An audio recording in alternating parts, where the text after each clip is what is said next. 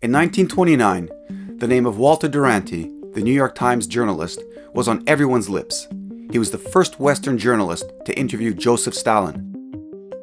In 1930, a Cambridge graduate and advisor to David Lloyd George, the former Prime Minister of the United Kingdom, arrived in Stalino, the former name of the city of Donetsk up until 1961. He had heard his mother's stories about this place. He knew Russian well and dreamt of visiting the USSR someday. His name was Gareth Jones, and he was unknown to the general public at that time.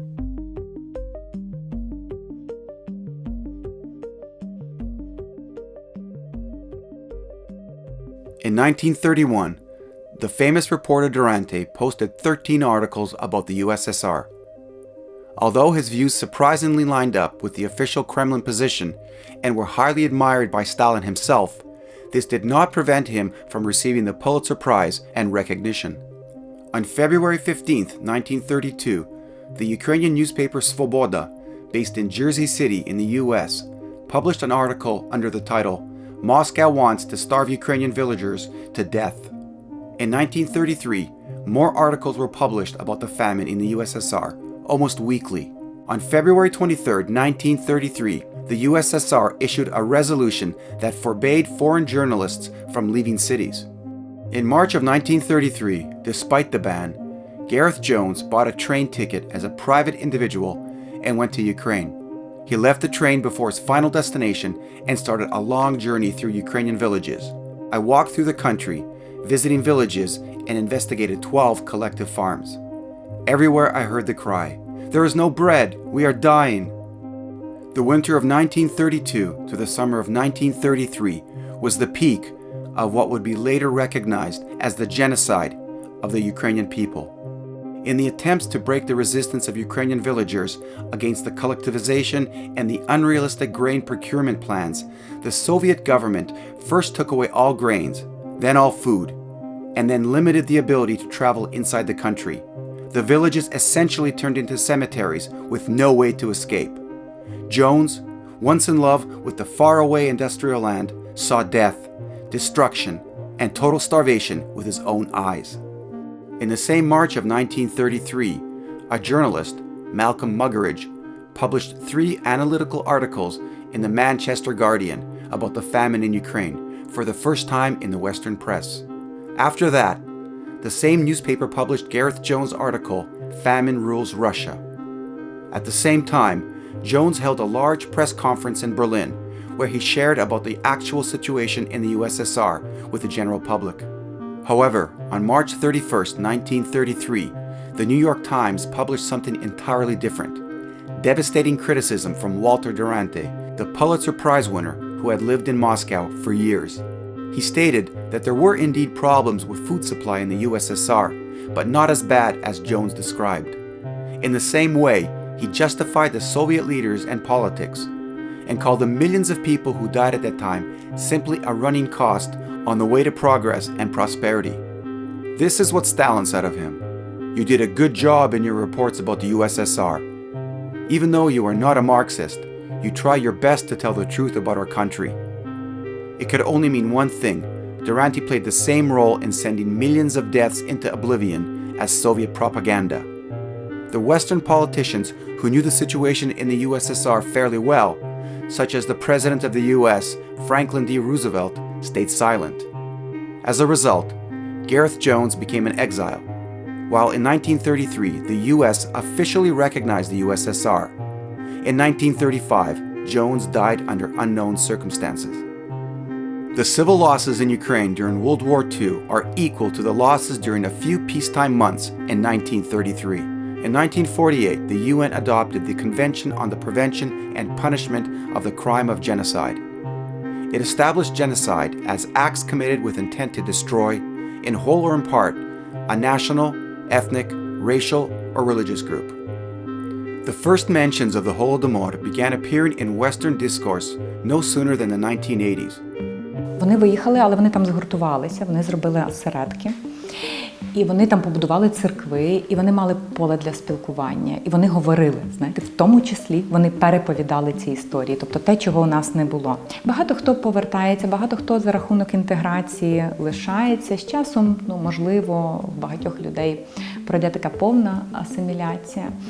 Ось, але вони відрізняються і вигідно відрізняються тим, що вони гуртувалися і переповідали історії. От саме через це в них зберіглося оце таке українське ядро, яке у нас було зруйновано через те, що ми не мали цих історій, або не мали права їх переповідати, або були настільки травмовані, що не були готові їх переповідати, або все разом. In 1983, Богдан Кравченко, M. Maksudov, James Mace, and Roman Serben spoke at the scientific conference at the University of Quebec. At the same time, when journalists asked the Ukrainian diplomats in the UN about the Holodomor, they just stayed silent. In 1984, Ihor Olshanivsky, the head of an organization called Americans for Human Rights in Ukraine, with the support from US Senators Bradley and Florio, initiated a committee in the US Congress that had to study the Ukrainian famine of 1932 and 1933. Daniel Andrew Mika, a member of the U.S. Congress, was the head of this committee. The working group for gathering facts was led by James Mace, who worked at the Ukrainian Research Institute at Harvard University. In 1986, thanks to the materials gathered by James Mace, Robert Conquest published a book called The Harvest of Sorrow, Soviet Collectivization and the Terror Famine, which became a bestseller.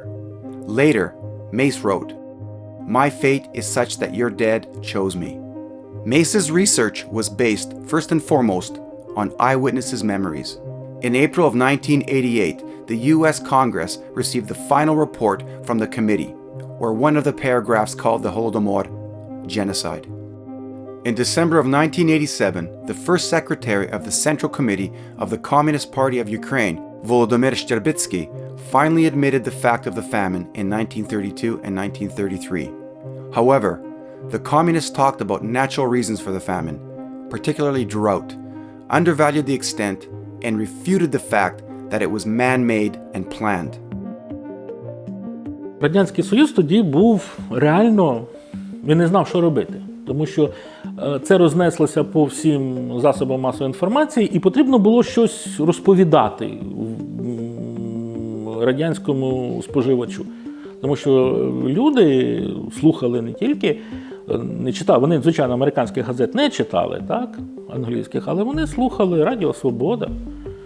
Так, і тобто потрібно було проводити якусь, нівелювати цю пропаганду. Комітет державної безпеки розробляв цілі заходи про те, щоб ця інформація не потрапляла, листівки, книги про голод, про ці всі ситуації, щоб вони не потрапляли, перехоплювали цю всю літературу до Радянського Союзу. Але, розумієте, повторюю, тоді період, коли ще були живі ті, хто вижив в голоді. Так що вони мовчали, звичайно. Але тихцем онукам розповідали. The first country in the world to recognize the Holodomor as a genocide was Estonia.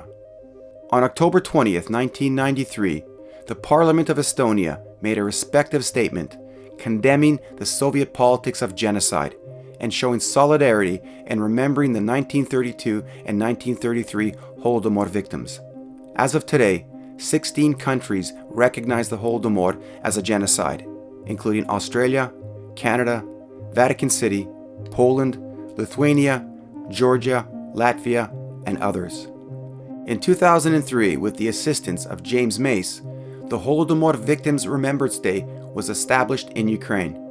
On the last Saturday of November, there are many candles in many windows, lit in remembrance of grandparents, parents, brothers, sisters, and friends who died due to the genocide. On November 28, 2006, the Supreme Council of Ukraine passed a law about the Holodomor of 1932 and 1933 in Ukraine, according to which the Holodomor was recognized as a genocide of the Ukrainian people. For Ukrainians, it meant that the tragedy of thousands of families finally came out. The stories about the terrible events of 1933 that were passed in absolute secret were finally told. During Viktor Yushchenko's presidency, the Holodomor became one of the most prioritized topics of the politics of national memory. The memorial of the Holodomor victims was also established at this time. Russia, as the successor to the USSR, admits the fact of the famine, but completely refutes to recognize the Holodomor as genocide against the Ukrainian people. It would obviously destroy the notion of brotherly nations. The USSR's position did not allow acknowledging millions of victims, in the same way as Russia's position now does not allow admitting annexation of Crimea and the undeniable occupation of parts of Donbass. Walter Durante, who was once praising Stalin and called thousands of deaths the necessary running cost, still has the Pulitzer Prize, although his name does not inspire ovation now, but stands next to the Soviet regime's crimes. The books and movies about Gareth Jones are bestsellers, and he himself became a symbol of honest journalism and truth despite everything. Is it the time for the Pulitzer Prize Committee to finally set historical justice and take the honorary award from the propagandist that delayed the recognition of the genocide by many years?